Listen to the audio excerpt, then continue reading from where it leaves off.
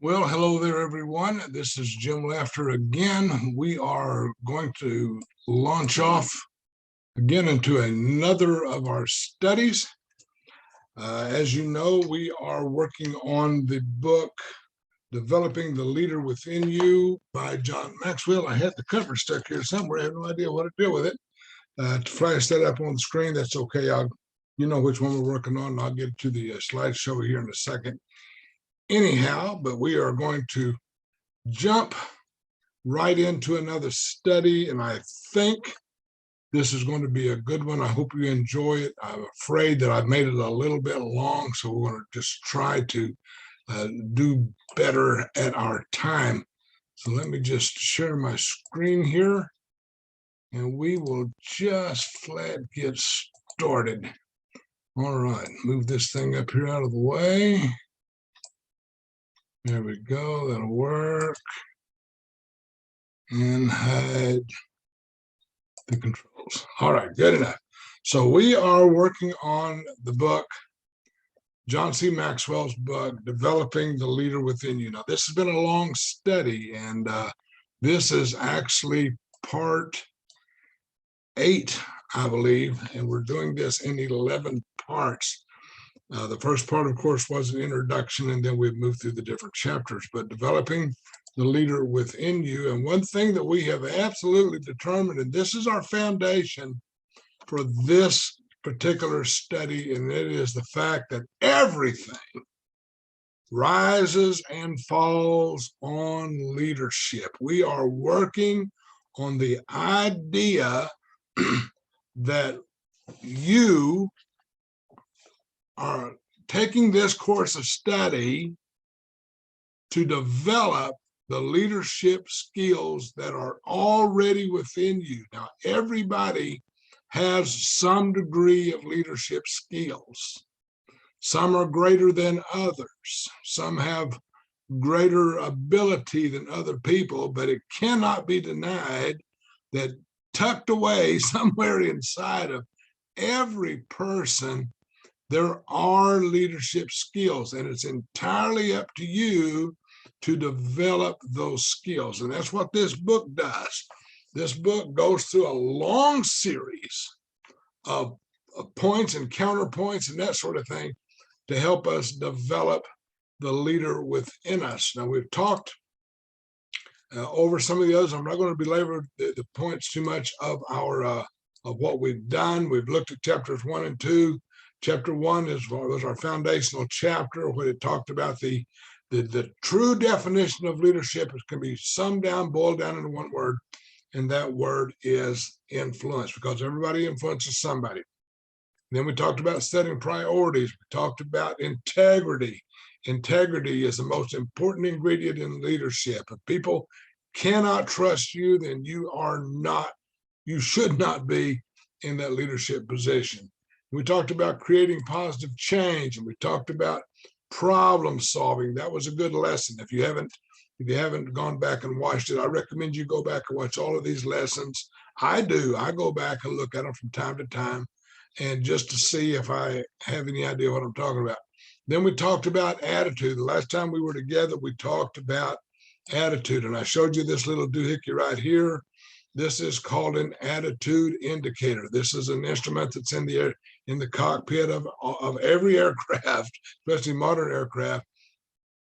And what it does is it helps the pilot who's flying that aircraft, helps him or her, helps the pilot know that if they're flying level with the horizon, because the attitude of an aircraft is determined by its position according to the horizon out ahead of them, so that they won't be off kilter, that sort of thing. You can see on the other side over here that when an aircraft gets out of attitude, then you can see that the horizon changes. The pilot doesn't. The attitude changes in relationship to the aircraft. And then the other thing I showed you was an altimeter. And although the attitude indicator shows that you're flying level, the altimeter shows you at what level you're flying. So it will let you know how many feet you are off of the ground, which is really important because you don't want to be flying at 0 feet. You definitely want to be flying at -0 feet, negative 10, 20 feet, because you do, now you hit the ground. But the altimeter lets you know how high you're flying. So in network marketing, we deal a lot with network marketing because that's what we do. That's our industry. We need to know as leaders, particularly in network marketing, first of all, are we flying level? Are we flying level? Do we make sense? Are we flying in a position to where people are comfortable riding with us? Have you ever been in an airplane that all of a sudden lurched, jerked, or did one of these things? You go, whoa, like that, or like it, and you're not thinking. I promise you, as a passenger, you're not thinking, oh, his attitude indicator is tilting a little bit. What you're thinking is, what the heck is that piling up to? Is he asleep? Has something happened? Have we been hit? When the attitude of the aircraft gets off just a little bit, I promise you, you're thinking about the pilot, not the aircraft. And then you can feel, as a passenger in an aircraft, you can feel the shift of the position of the airplane, whether it's side to side or whether it's up or down. So you can, as a passenger, you are able to gauge the attitude and the altitude by what you feel and what you sense. Okay, let's move right along. But this week, we're going to jump right into chapter 7 of the book, and this book talks about people. Now we're going to try to again attack this subject from a little different point of view than what you might be used to, because we're talking about people in your leadership position, how people in your marketing group, and we're just going to refer a lot to network marketing, but people in your group are your most appreciable asset. It's not your product. Whatever product you sell in your marketing organization is not the most appreciable asset. It's the people around you that makes, or that is, the asset that will appreciate in value. So we looked at definitions. Now, the definition of people is very general. It's a noun. It's another noun, and people in the dictionary is just simply defined as human beings in general or considered collectively. So we know that you believe it or not, but you are a people too. Okay, and you have influence on. You are influenced by people. You influence people. Okay, and so people, the people that you surround yourself with, are going to be the most valuable asset, the most appreciable asset in your networking business. The dictionary talks about people as human beings, as persons, individuals, mankind. That's why Neil Armstrong said when he stepped off the lunar lander onto the moon surface, he said it's one small step for man, an individual, but a giant leap for mankind, for all of humanity, because that one little step defined a new era in human exploration. So he could define it as so you can define the people as individuals or as a collection. Also, some of the other synonyms for it is a race or a tribe or an ethnic group.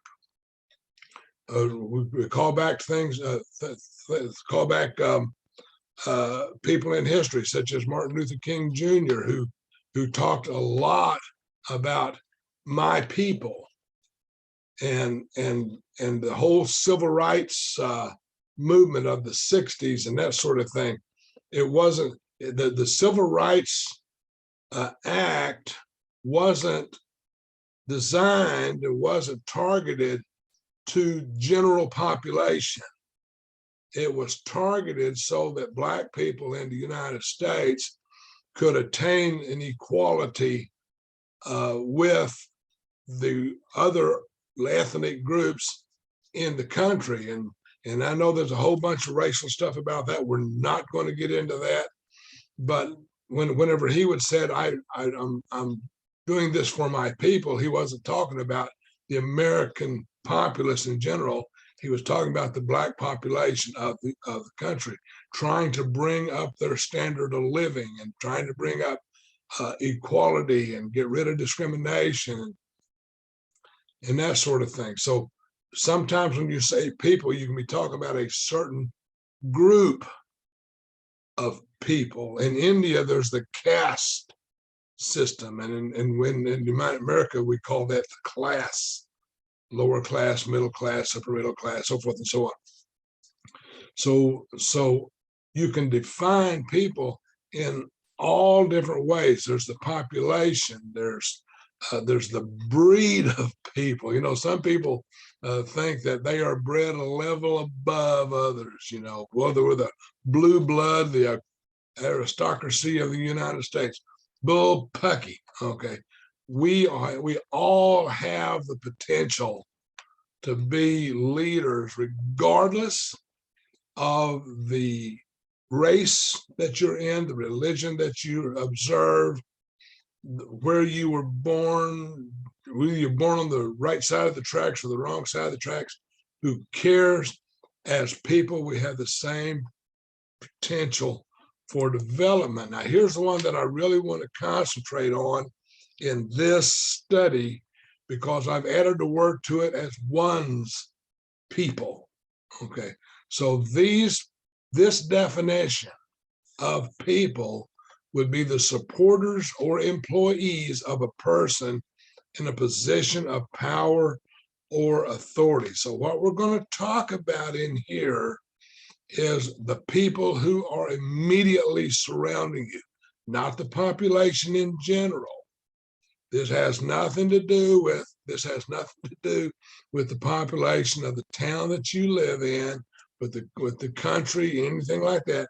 Doesn't have anything to do with your race or religion or anything like that. You can get all of that out of your mind. It has absolutely nothing to do with what we're talking about here. What we're talking about is, as a leader, you surround yourself with people, and you're going to find that the people you surround yourself with are going to come from all different backgrounds. And so you're going to have to try to weed out some of the mess and bring it down to what you want to surround you. Now, here's another word that I want us to pay a little bit of attention to, because the people, I've already said it, are your most appreciable asset. And some folks may not understand what appreciable means. So just the root word of appreciable is appreciate. And appreciate is a verb. Here's some very general outline, some very general definitions of the word appreciate. The first one is to recognize the full worth of. Okay, I appreciate something. I recognize the worth of something or someone. Another one is to be grateful for. Okay, if you're thankful for something, then that means that you appreciate it. I appreciate people who speak positive things into my life. I appreciate my wife because she brings a stability to me.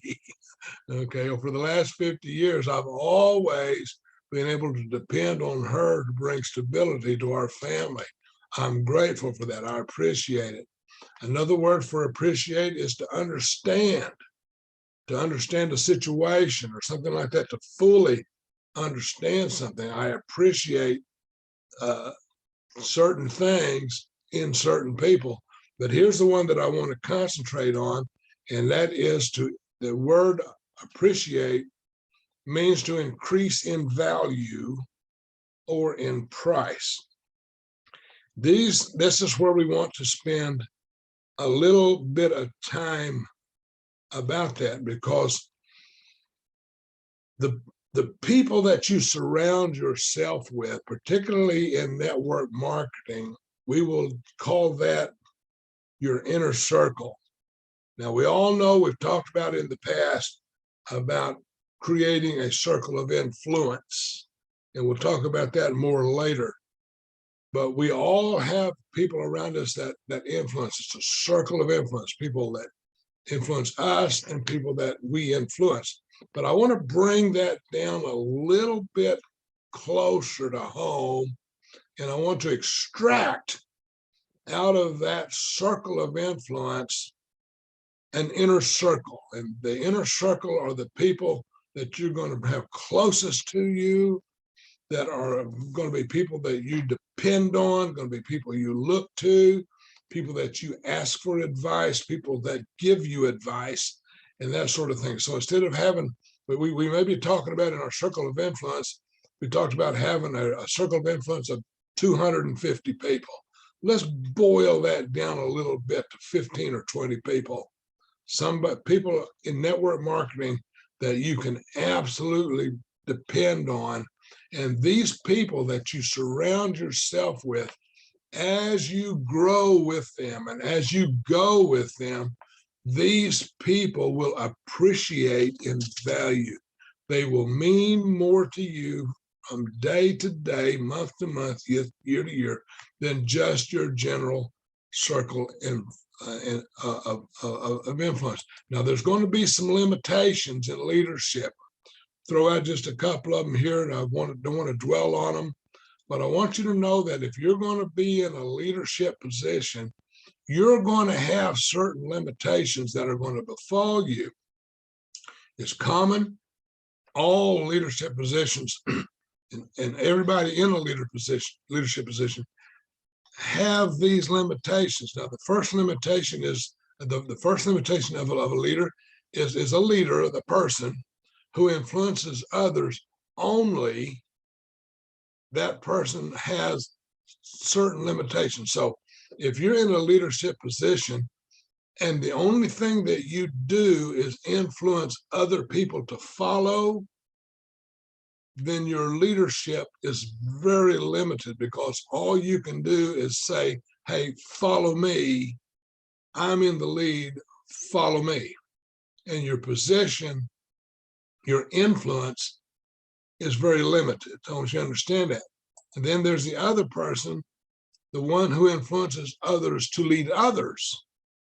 Now, this is the leadership that most people in leadership positions who lead large teams of people and large groups of people, this is the place that you want to find yourself in. You want to be the leader. I want to be the leader who teaches, who influences other people to lead other people, because I don't need 10,000 people following me. What I need is a dozen people duplicating me, teaching other people to follow them, and teach people to follow them, and duplicate it down through an organization. That way, not one person is the rock star, and not one person is the one who says, who everybody looks to and says, okay, that is my total influence. I want to be able to influence people to influence people, and that will be a leader without limitations. You can teach people how to do a job. Now, to know how to do a job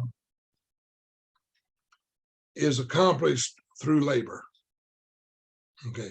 You can teach anybody how to do a job, and anybody can learn how to do a job. And when they do, that kind of stops with the idea of labor. Then there are leaders who can tell other people how to do a job. And that person is limited to just being a teacher. And there's nothing wrong with being a teacher. We need teachers. But sometimes if all you can do is teach someone how to do a job, it stops, your influence stops there. Then there are others in leadership positions who can inspire other people to do a better job. And that kind of falls under the accomplishment of management. We've talked about management as opposed to leadership before. And the position that you want to get to is to be the leader that can accomplish all three. That you can do the job, you know what you're doing. You can teach others to do the job, and you can inspire people in your group to do a better job. If you're able to accomplish these three things, then you step into true leadership. That's why this chapter that we're going to talk about focuses more on developing people than it does just doing the job. All of us who are in network marketing, we have a product, and sometimes the product is a physical product that you sell. Sometimes it's a product that is an idea and you sell that idea. Sometimes it can be in network marketing, it can be anything. It doesn't matter what it is. It can be just about anything, but the idea, but the truth is that the product is secondary to the people that you develop to move that product. And the more people you develop, the greater will be the extent of your dream. We all start out in network marketing. I'm telling you right now, dreaming is a big thing for us. We have dream boards on our wall. I've got a wall in here that my wife has put up that's got everything that we want to date on that board, and we work toward fulfilling those and attaining certain things, and then aspiring to certain things. So the more people you develop, the greater the extent of your dream. Now there's three levels of people / work skills. Now the level one is the follower. Now a follower is a person who works better with people. So this is a person who is great on a team that can do the job, but is not necessarily leadership material. This is the guy that you see standing on the side of the road when you come to a construction zone. And in Tulsa, we've got them. I'm telling you, construction on the roads everywhere. You can't go anywhere in Tulsa without running into road construction. But this first level is the fella that you see standing out there at the beginning of the word construction, and he's holding the sign. One side says stop, and the other side says slow. Okay, so or careful, or however they word it. Somebody told him, "Hey Henry, get the caution sign and go down to the end of the thing and let people know when they can go and when they have to stop." Okay, he is good working with the crew, but he's not mixing the cement. You know what I'm talking about? And then there's the other person, level two, is the person who helps people do a better job, and that falls under management. So they're there in a position to manage, to help people do a better job. That's management. We get that in network marketing sometimes, where a person will reach a level to where they can manage their team, but they really don't know how to lead their team. And then the third level, of course, is the leader. And this, and the leader is particularly in network marketing is the person who develops, who concentrates on developing people. So we've talked about in the past, there's some principles for people development. Now, remember something we talked about before, that we talked about policies, we talked about principles. Policies change. Things that we do change. A new procedure comes along, something new in your business, something new on your job or whatever. Policies will change, and you have to be flexible enough to change with them, but principles never change. So you have principles, particularly in network marketing, particularly in people development, and the principles are static. They don't change. My success in developing others will depend on how well I accomplish certain things. I'm going to throw a few of these things up on the screen, and I want to see if you can relate to them, because these are things that I think are important in people development. The first thing is to value people, the value of people. Now, there's everything I'm going to talk about here has to do with issues of something or another. So when we look at the value of people, remember, people appreciate as people grow, as they learn, as they develop. The people that you surround yourself with will appreciate, and a lot of this has to do with my attitude. So how I help people grow into being better people, a lot of it is related directly to the attitude of the leader, not necessarily of the individual person. You will set the tone for your business and your leadership, a lot of it through your attitude. We've talked about attitude, remember, flying level, keeping the horizon out in front.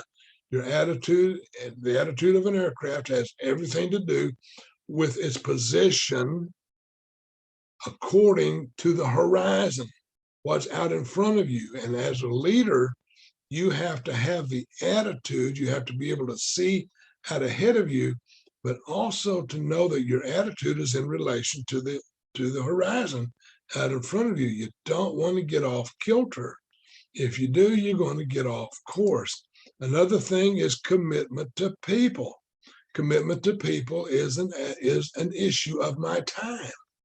As a leader, you have to be able to commit certain amounts of time, at least a proportion of time, to developing the people in that inner circle and in your expanded circle of influence. I spend a lot of time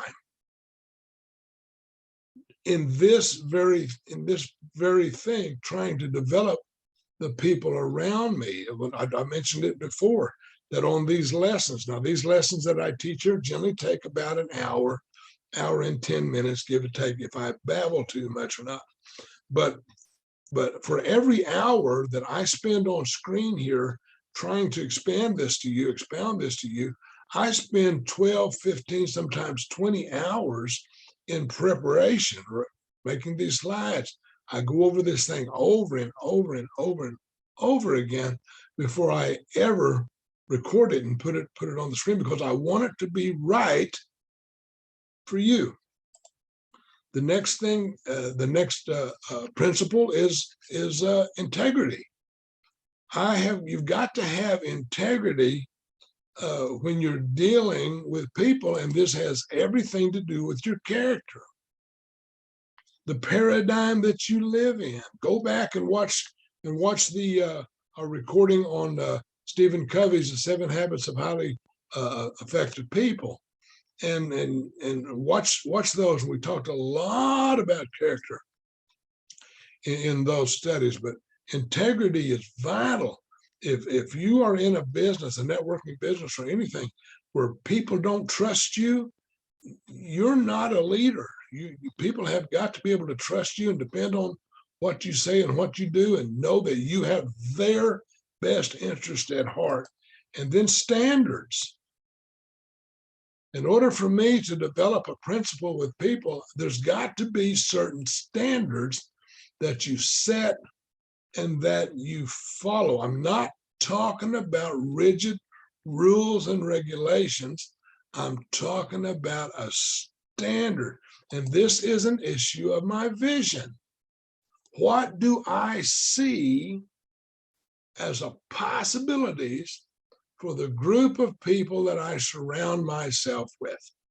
How do I envision their success and their vision and their growth?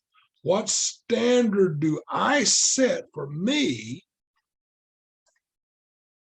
to help them? And then another principle is influence over people. Now, as a leader in network marketing particularly, you are going to have influence over people. People will, you've seen it, monkey see, monkey do. Okay. But influence over people. And you have got to be so focused on your leadership abilities that you know that how you lead is going to flow over onto the people, particularly the people in your inner circle, those 10 or 12, 15, 20 closest people to you. They're the ones that you are directly going to have influence over. There's going to be some spillage from that inner circle over into your circle of influence, to the people that they influence, and they influence. But trust me, in leadership, you set the standards. There's some areas that successful people developers, there's, how can I put it? There are 3 areas in which successful people developers are different from those who are not successful developers of people. Okay, I hope that makes some sense. You've got to make the right assumptions about people. You've got to ask the right questions. We're going to get into some of this. You've got to give the right assistance where assistance is needed. You have to assume that people want to do the right thing. Now let's talk about some of those.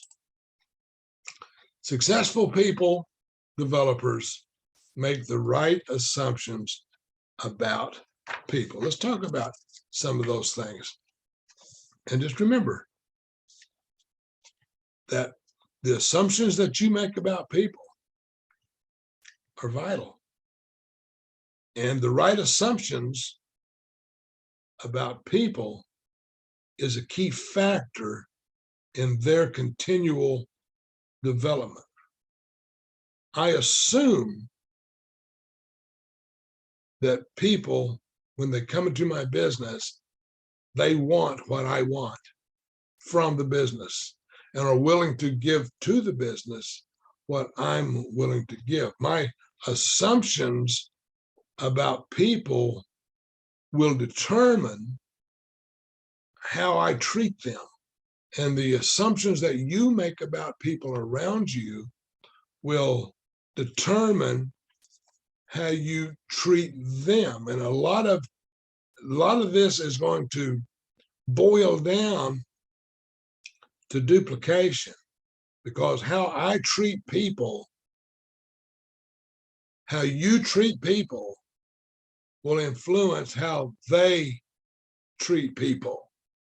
Remember, in duplication, everything you do right will duplicate, and everything you do wrong will duplicate. So here's some assumptions that you can make when working with people. You can assume that everyone wants to feel worthwhile. You can assume that. When you're dealing with people, you can assume that everybody wants to feel worthwhile. Everybody that you meet is hungry for something. Some people are hungry for recognition. Some people are hungry for companionship. They want to be a part of something that is going somewhere, that is doing something, that is making a difference. Some people just want some understanding.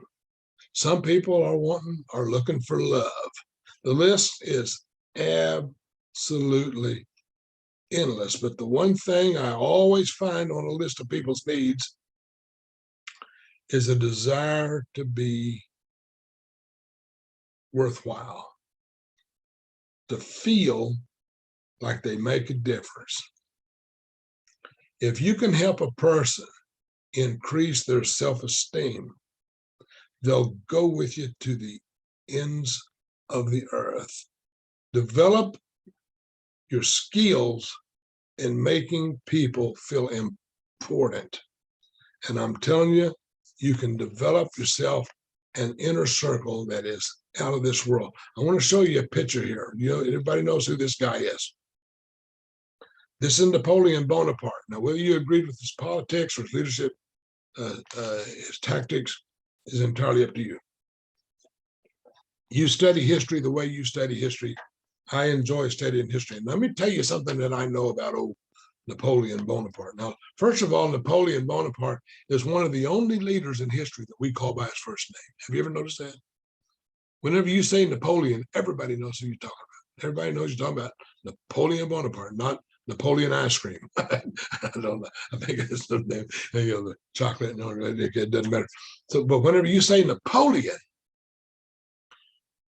everybody knows that you're talking about Napoleon Bonaparte. Now, when you say George, not everybody knows that you're talking about George Washington. So when you say George Washington, when you say Abraham Lincoln, you say John Kennedy, that sort of thing. But we talk about Napoleon by first name basis, and because everybody recognizes him by his first name, and we relate it to his last name. But let me tell you something about Napoleon Bonaparte that you probably don't know. First of all, of course, he was the emperor, the emperor of France and all that, and he had a lot of power. He was ruthless in some things. He was generous in others. But Napoleon Bonaparte had a habit. And what he would do is when his army would be encamped, when they would be on a campaign, going to war, whatever they were doing, whenever they were encamped, and he had these thousands of people surrounding him, living in tents and all that other stuff, after on the campaign, after on the crusade, what Napoleon Bonaparte would do was he didn't sit in his headquarters tent. What he would do is he would leave his tent and wander out through the encampment. And Napoleon could walk up to any officer in his army. I'm talking about in his army, the whole army. Every officer, he knew every officer by their first name. And so what he would do is he would be walking out through his encampment, and he would approach an officer, not necessarily the enlisted people, the people down shooting the arrows, but the officer who was in charge of, let's say, a platoon or however they did it. And he could approach that officer and address that officer by his first name, Pierre or whatever the guy's name was. But he could address him by his first name, and he knew their last name. Napoleon could speak to any officer in his army, and talk about campaigns that they had been on together. He could talk about, he knew if any particular officer had distinguished himself in a campaign, in a war or a maneuver. anything like that. And he could speak to them on a personal level because that's how close he was to his men. Then he took it a step further. He not only knew the officer's name and last name and the maneuvers and all that stuff, he knew the names of the officers' wives if they were married. He knew their children's names. He knew the towns that they lived in. He knew the schools. He knew their families, and he was so close to the people in his inner circle that his officers, particularly his officers, were totally and completely devoted to Napoleon's leadership. Why? Because he made them feel worthwhile. He made them feel like they made a difference. And this is exactly what you have to do in your leadership position. It's easy to understand why the French army was devoted to Napoleon. Not that they liked him, not that they loved him, but they were totally and completely devoted to him because of the way he made them feel.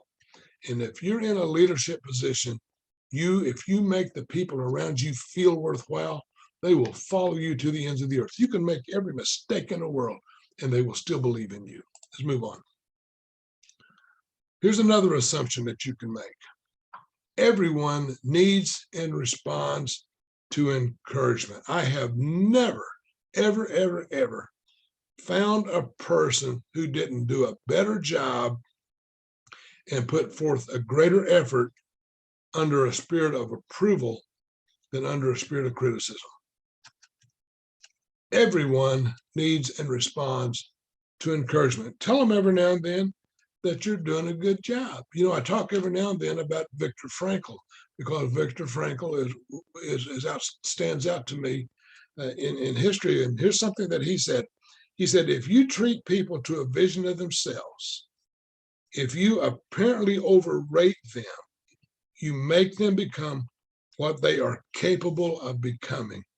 You know, if we take people as they are, we make them worse.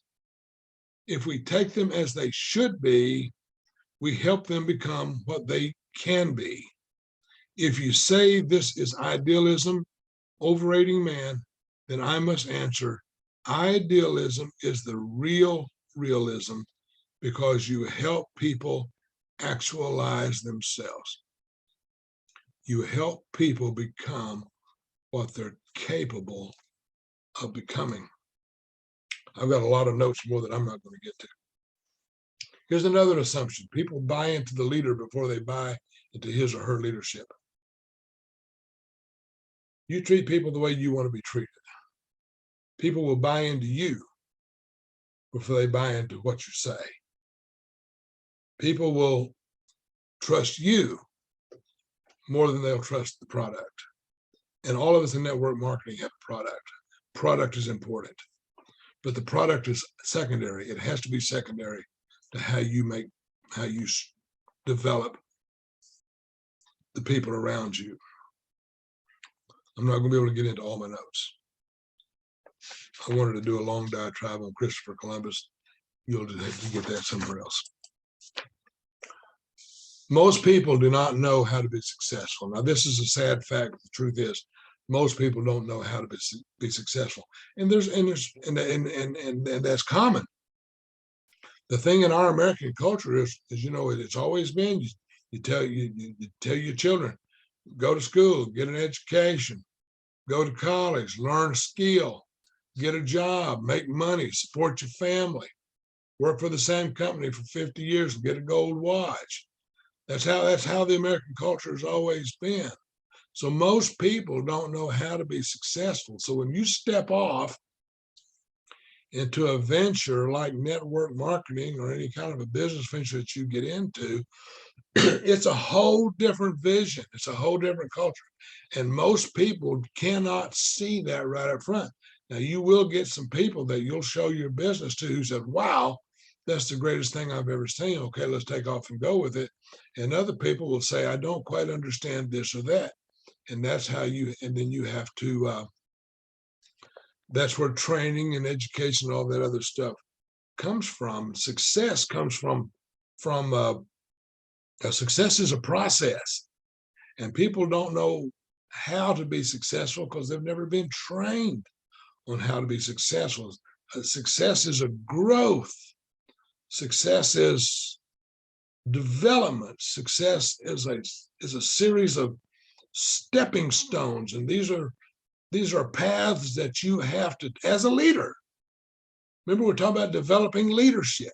As a leader, this is a path that you have to lead people down, because truth is, most people don't understand what it means to be successful.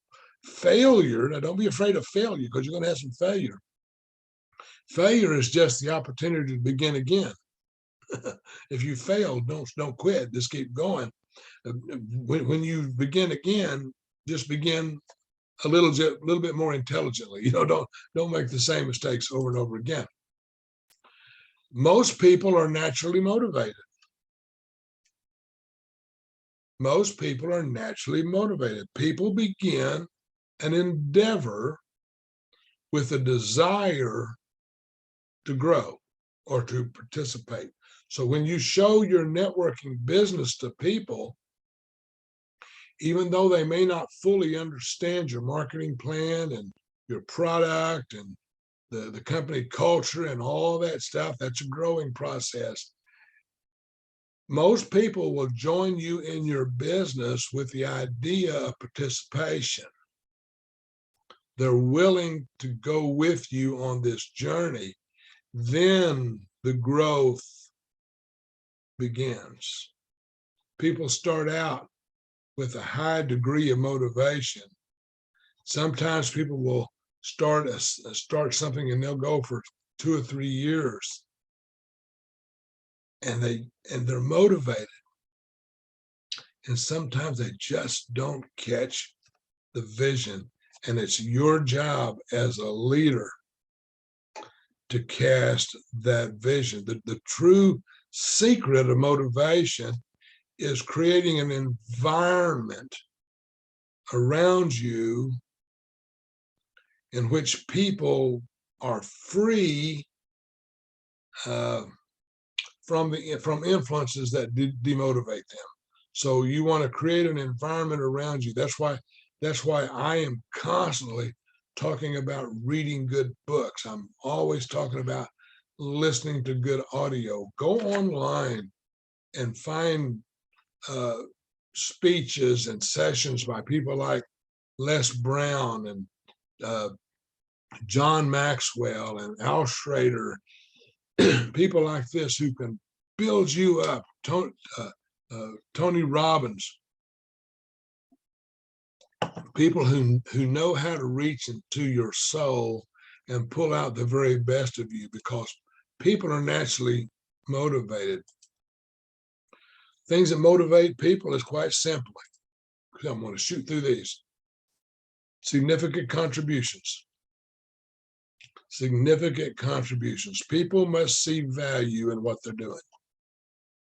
People have to see value in what they're doing. I worked for Coca-Cola for 7 years, and I could never see the value that Coca-Cola brought to anybody's lives. I sold thousands. I sold over 7 years, I sold over 1 million cases of Coca-Cola products. And I'm going to tell you right now, I never saw where that product made a real contribution to anything. It was just, for me, it was a means of earning an income. And whenever the company would say, well, you didn't meet your goal this week, you didn't meet your goal that week, whatever. To me, it was always, it's soda pop. It's not brain surgery. Nobody is going to live or die if they don't get a Coca-Cola. I haven't had a Coca-Cola or any kind of soft drink since November of 2019 because I don't see the value of drinking it. I like the taste, but it doesn't add any value to my health. So people need to see what motivates people is knowing that they make a contribution.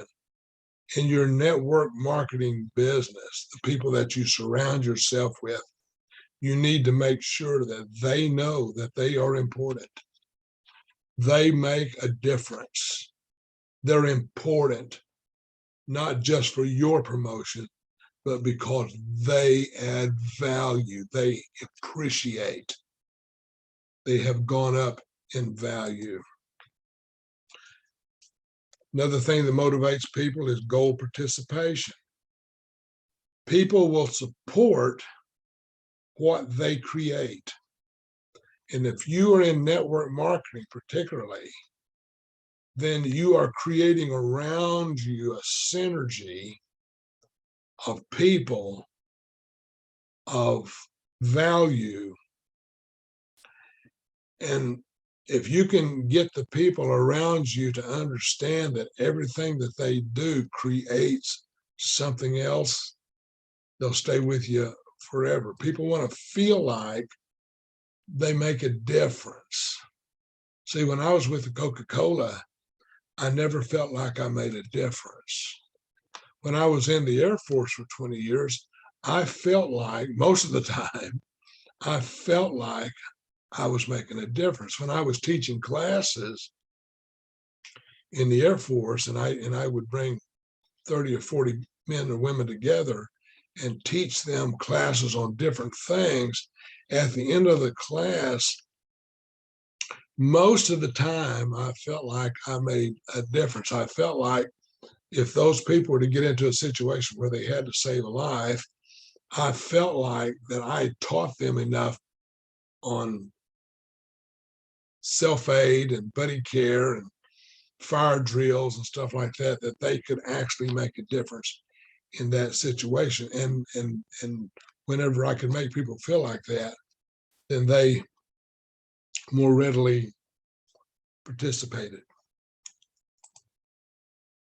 Now, this one right here looks a little odd. Positive dissatisfaction. That sounds like an oxymoron, doesn't it? It's not. Positive dissatisfaction is a good thing. Dissatisfied people, people who are dissatisfied with where they are, with who they are, if they're open for change, dissatisfied people are highly motivated people, for they can see the possibility of immediate change. If you take someone who is dead broke, who's absolutely struggling financially, and you show them a way that through some effort of their own, they can become financially free, they are positive. They are living in the realm of positive dissatisfaction. The key is harnessing this energy toward effective change. Another thing that motivates people is recognition. We have this in network marketing. It's key. Recognition, recognizing when people move from one level to the other. I enjoy recognition. I enjoy moving in our business at pen level. I enjoy going across the stage and shaking hands with the founders of the company and that sort of thing. And people find, you will find that if you'll recognize people, this gives meaning to the person's existence. It's not just a matter of sitting on a fence somewhere. If you recognize people's accomplishments and what they do and their meaning to you, you're going to find that they're going to add a lot to you. And then clear expectations. I'm babbling here. I want to move along. People are motivated when they know exactly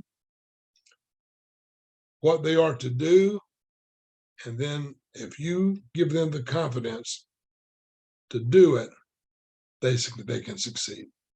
So people want to be clear about what you expect from them. The inner circle that you build around, you need to know, not as a dictator, but need to know what you expect from them. And then you've got to be big enough to let them accomplish what they're able to.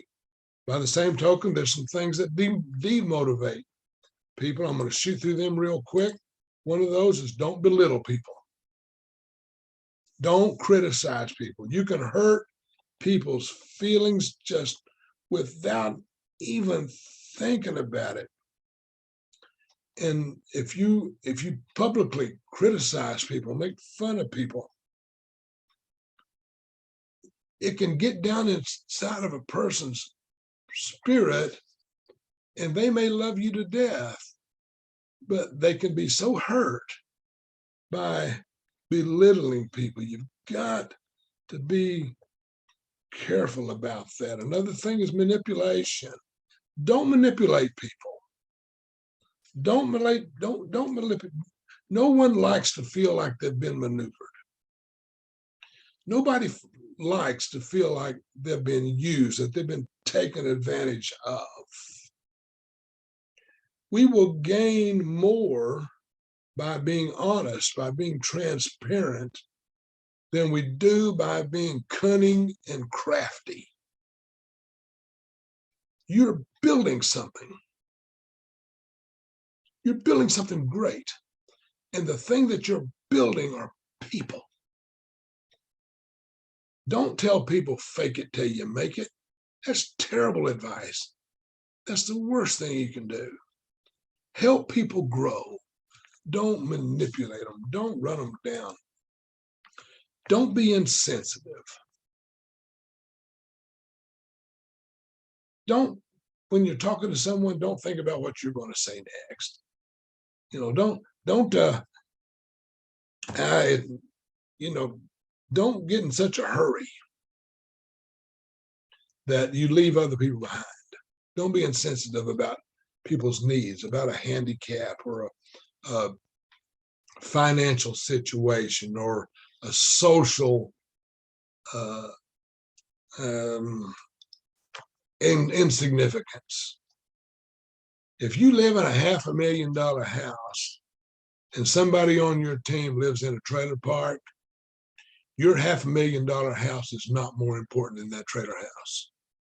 And the person living in that $500,000 house is not more important than the person living in that trailer park. That person has sensibilities.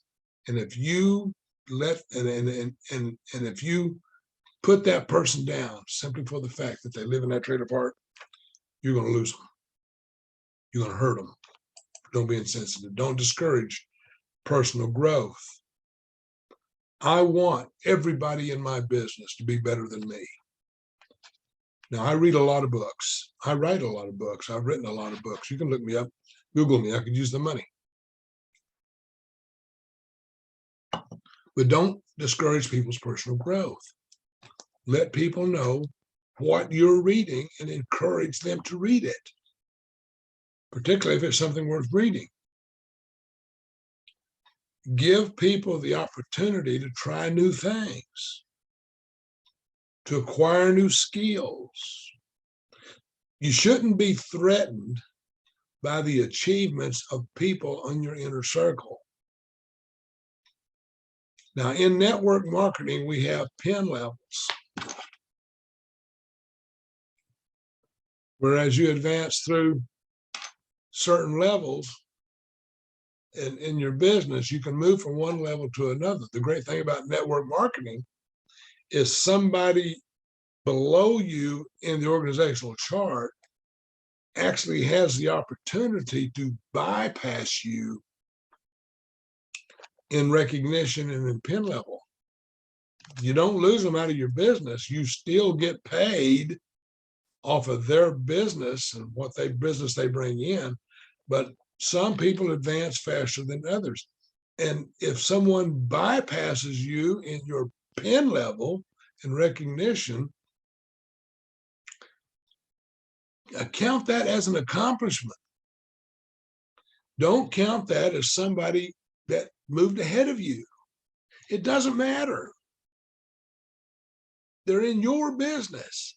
You're going to get paid from the business they bring in on every level that you qualify for. So don't discourage personal growth. Now, there's some questions that we ask ourselves. I'm going to go through these because I know I'm running out of time. Successful people developers ask the right questions about people. I'm going to shoot through these, and I want you to try to relate these to where you are in your business with the people that you surround yourself with.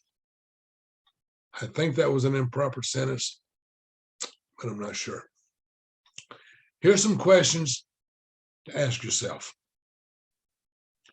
Am I building people, or am I building my dream and using other people to get there? Am I building people? Remember, people are your most appreciable asset. People are the only thing in your business that increases in value. Your product does not. Your position does not. Your pen does not. The people you surround yourself with are the only thing that increases in value. So when you ask yourself the question, am I building people, or am I building my dream and using people to do it? Am I self-motivated, or am I motivated to help other people? Like John Maxwell said, if you help enough people get what they want, you can have anything you want. So am I building people? Am I building my dream and using people to do it? The founder of Federal Express, Fred Smith, said, our corporate philosophy is succinctly stated in 3 words. These are the 3 words that Federal Express is founded on: people, service, profits, in that order. People, service, profit. In Federal Express, the people come first. Always has, always will. After the people, which is the most appreciable asset, then comes service. If you appreciate your people, they'll give you good service.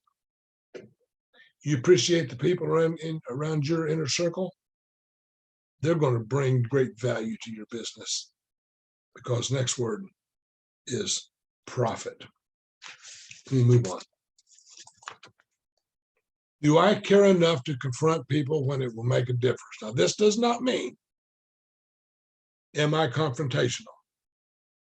Am I always looking for a fight? That's not what this question is about.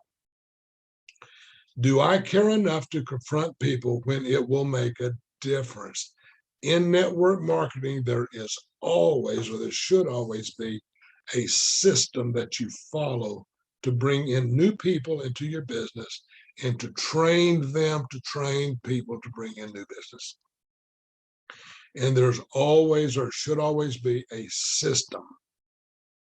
This is not a dogma. This is not a doctrine. If you don't do it just exactly right, this does not mean, if people don't do it just exactly right, this does not give you the authority to kick them out. You don't excommunicate people. This is not a religion. This is not a church.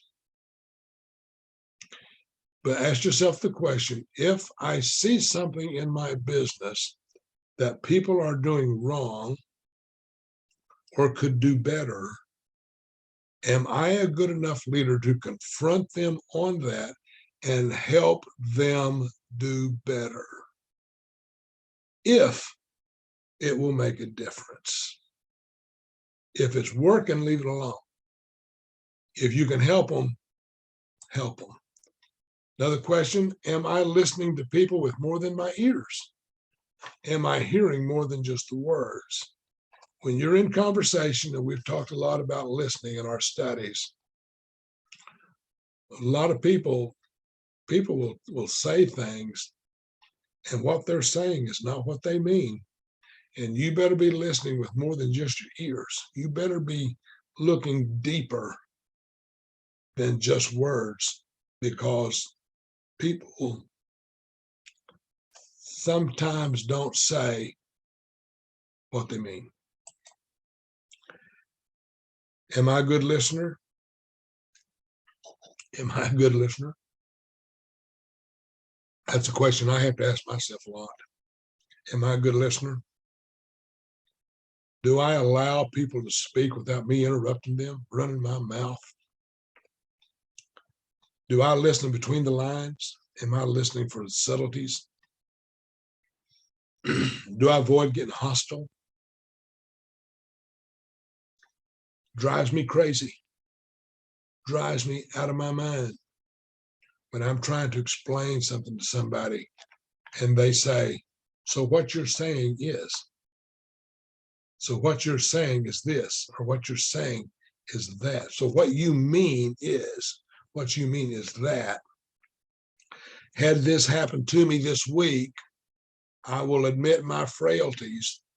I was talking about my business with a person that I thought I might like to invite to see my business model. And we have a great business model. And every time I would say something, he would contradict it.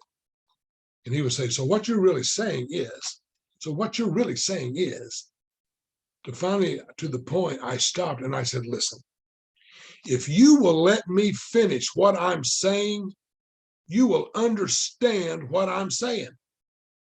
And I was mean and I was ugly and I said it exactly like that. And it was my fault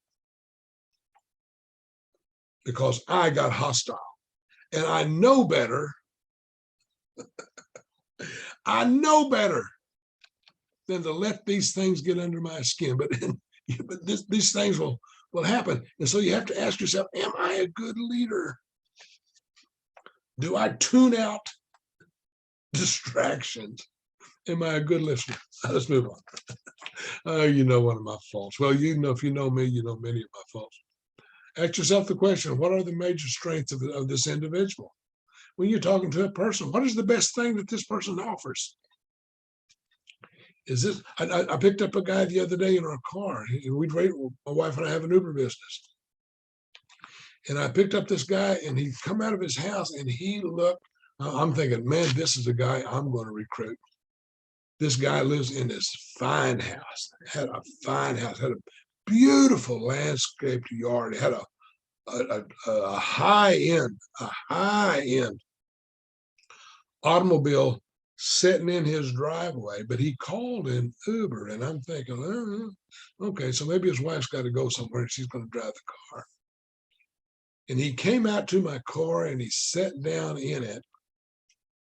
And when he did, the stench of alcohol invaded the car. This guy, this was 1 o'clock in the afternoon, and this guy was already drunk. He had been drinking all morning, and he was going to the liquor store so he can get enough liquor to get through the day. I did not recruit this guy.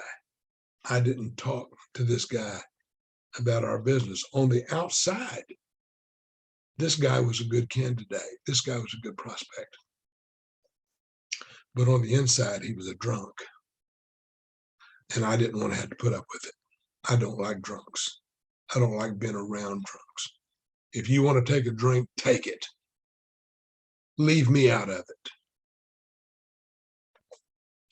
But what are the major strengths of this individual? When you're talking to people, what strengths do they have that you can build upon? Moving along. Have I placed a high priority on the job? Will the job I ask you to do make a difference? Will you feel like you make a difference if I give you a job, if I ask you to do something? will it make a difference? If it'll make a difference, great. If it won't make a difference, don't ask somebody to do it. I'm going to tell you a statement that I hate. This is something that I loathe. And yet it's a statement that I have made in my past. And I don't make this statement anymore. That statement is this: it's good enough for government work. It's good enough for government work. In other words, it doesn't make a difference. Same way when I was with Coca-Cola, I used to say, it's just soda pop. If somebody doesn't get a case of soda pop, it's not going to end the world. It's just soda pop. It's not brain surgery. It's not going to make a difference. So ask yourself, have I placed a high enough priority on this job? And if I do, will that job make a difference? When you bring people into your business, will it make a difference to that person? Will it save them some money? Will it help them with their health care? Will it keep their identities safe? What priority do you put on that job? And finally, have I shown the value the person will receive from this relationship? If I bring somebody into my business, is it going to bring value to them? Let's move along. Successful people developers give the right assistance to people. I need to work out their strengths and work on their weaknesses. I need to work on people's strength, work out people's strengths. I need to be, as a leader, I need to be able to bring out the best in them, to help them develop to be the best person that they can be, to appreciate and value. And I need to work on their weaknesses. If there's some if they have a weak spot, then I need to work on that weak spot and help them overcome those weaknesses. Second thing I've got to do is I've got to give them me. I have got to be totally and completely available to them, to give them myself. And if you will give yourself to the people in your group, they will love you forever. I had an experience a few weeks ago. Yeah, a few weeks ago. We were at a convention of our business. Thousands of people were there. And I met one of the founders of the company. And this is a guy who doesn't know who I am, who is way up there. He said owns a multi-billion-dollar company. And I met one of the founders of the company. And he actually took about 5 minutes off of his schedule and uninterruptedly spoke with me, and we just talked as one man to the other. When another person came up and started talking to him while he was talking to me, he said, hang on a minute, I'm talking to this gentleman right here. And he took about 5 or 6 minutes, and we just spoke as man to man, nothing special. I told him a story that he enjoyed, because I'm a storyteller. He had related a story during his speech, and I had a related story. I told him about it, and he appreciated it, let me know how much he appreciated it. And then we went our separate ways. The chances that I'll ever bump into him again in a personal conversation is slim to none. But he took a minute, 5 or 6 minutes, and gave them to me. And I'm going to tell you right now, I appreciate it. And I have found a trust that I believe I can follow, because he gave himself to me. he gave of himself to me. And if you're going to build that kind of trust in your group, you got to give yourself to other people. I must give other people ownership. I've got to let them know that they can take this thing and run with it. Give them ownership of whatever it is that you're doing. I had a poem I was going to read. I'm going to skip it. Another thing is I must give them every chance for success. You're building a network marketing business. You have got to give your business, the people in your business, every opportunity to succeed. You've got to give them the right environment. It's got to be positive. It's got to be creative. It's got to be open. It's got to be encouraging.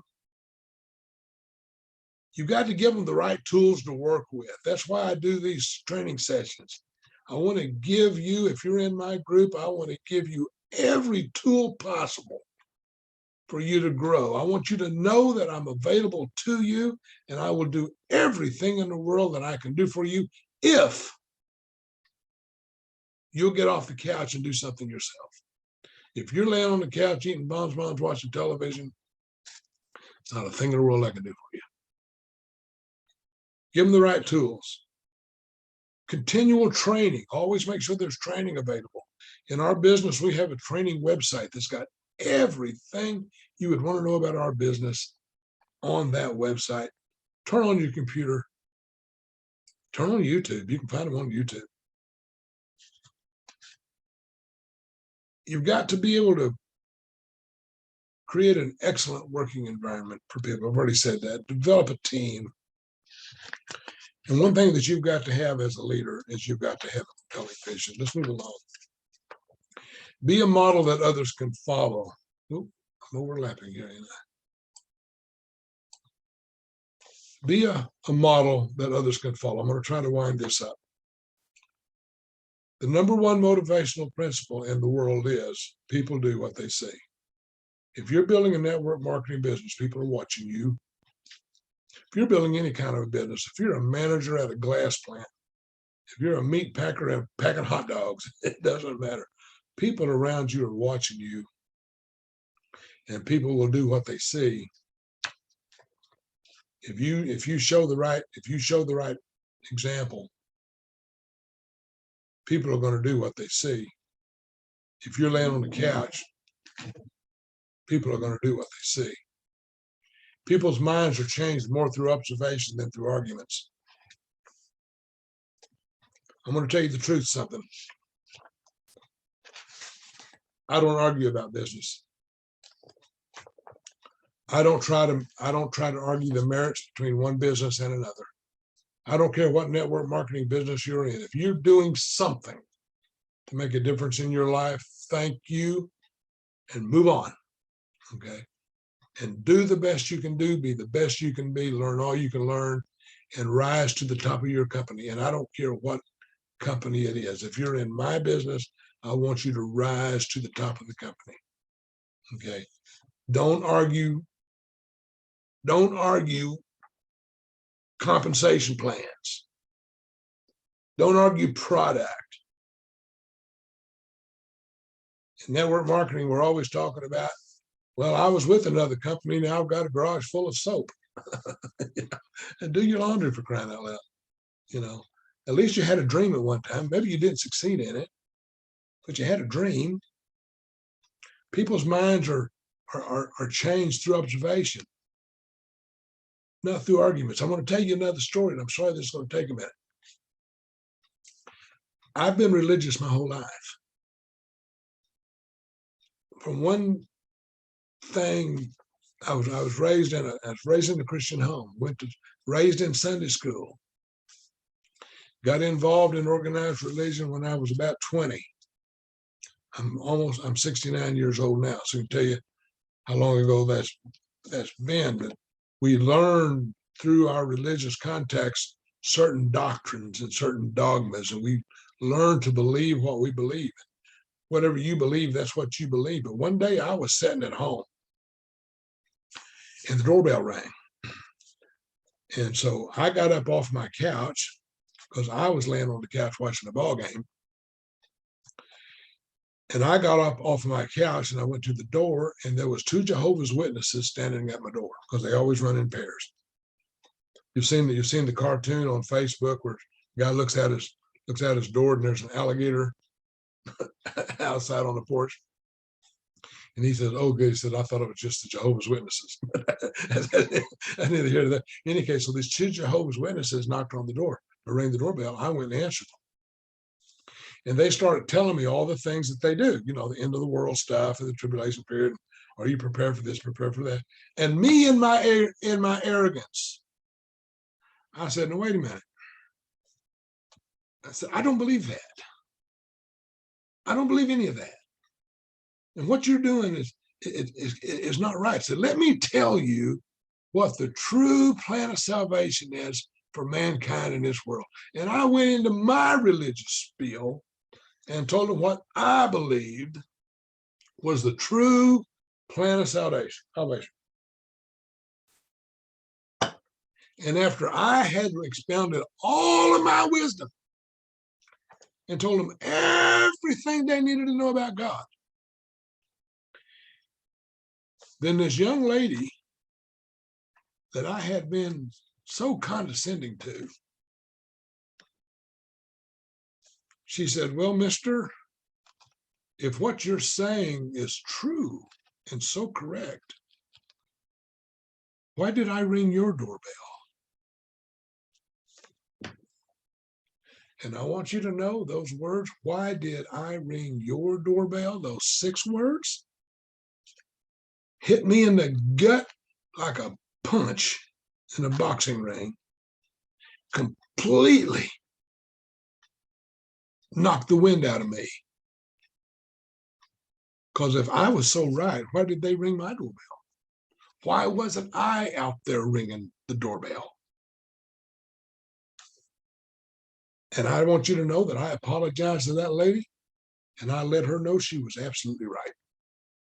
I had no business being condescending to her. We closed that door, and I went back into my living room, and I cried like a baby because this woman had put me in my place. People's minds aren't changed because you fight with them. And if you're in network marketing, people aren't going to get into your business because you condemn theirs. People's minds are changed more through what they see than what you argue about. Let's wrap up. I'm done. Let me read you something out of the book.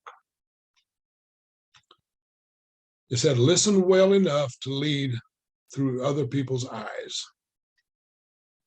Relate well enough to communicate with their hearts.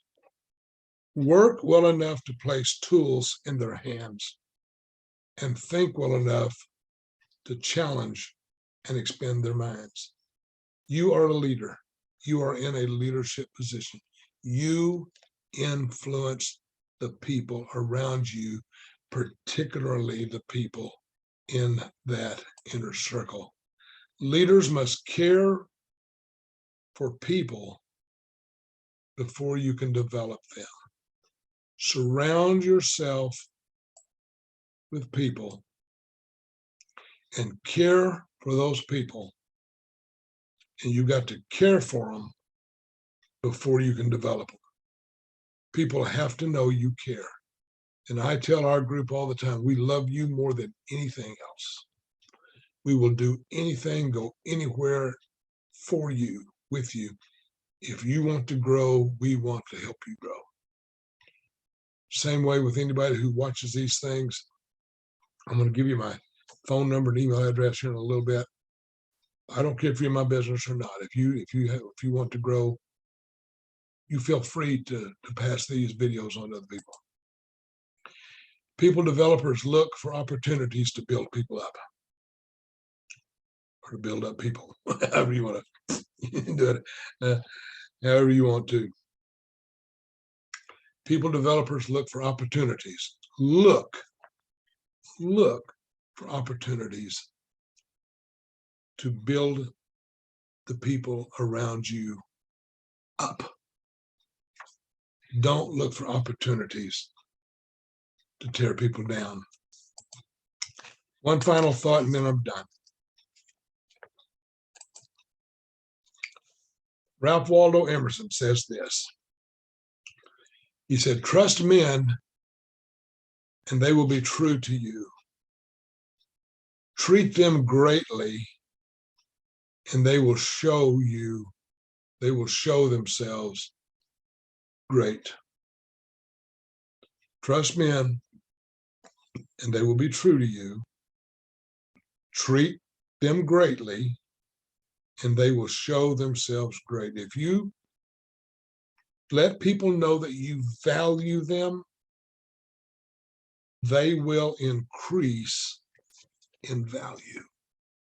The people around you are your most appreciable asset. Create a circle of influence. We all have it. We've talked about it. A circle of influence is generally around 250 people. Every individual has a circle of influence around 250 people, but within that circle of influence, pick you out a number of them, whatever's good for you, and create a circle of influence within, or create an inner circle within your circle of influence. And I believe that you will be able to develop something that is just incredible. In our next session, the next time we get together, we're going to do another big lesson. And we're going to talk about vision. Vision is the indispensable quality of leadership. If you don't have a vision, brother, you better get one. Because it's going to make all the difference in the world. In your personal growth, it's going to make all the difference in the growth of your business. For those of you who don't know me well, my name is Jim Laughter. Live here in Tulsa, Oklahoma. My phone number, if you ever need to contact me, is 918-510-4583. Now, that phone number goes to a voicemail system. If my phone does not recognize you, the chances are it's going to go to a voicemail system. I recommend that you text me, let me know you're calling. It's going to go to voicemail. I'll return your call. It may take a while. I get a lot of calls. The email address is jimwelma.laughter@gmail.com. Move my picture out of the way here. A little bit of my background. I'm retired from the U.S. Air Force. I spent 20 years active duty, retired as a Master Sergeant. Can't believe it's been 31 years ago that I retired, but it is. After that, after retiring from the Air Force, I went to work for Sears, worked on commission sales for them for 21 years, never had a salary, never had an hourly wage. Every penny I ever made in 21 years, I made it from selling a product. I learned how to create a customer and then find a need and fill it. And that's what sales is all about. That's what we do in our business. After that, I spent 7 years with Coca-Cola. 7 years of the most unfulfilling years of my life. The only thing that I learned on that was confidence, because I spoke to a lot of people at Coca-Cola. I made 150, 200 phone calls a day trying to sell Coca-Cola. Been married to my sweet Wilma for 50 years. Yeah, 50 years. Wow. We're coming up on 51. We've raised 3 wonderful children. Our boys are great. Wouldn't trade them for anything in the world. Maybe a new truck, but other than that.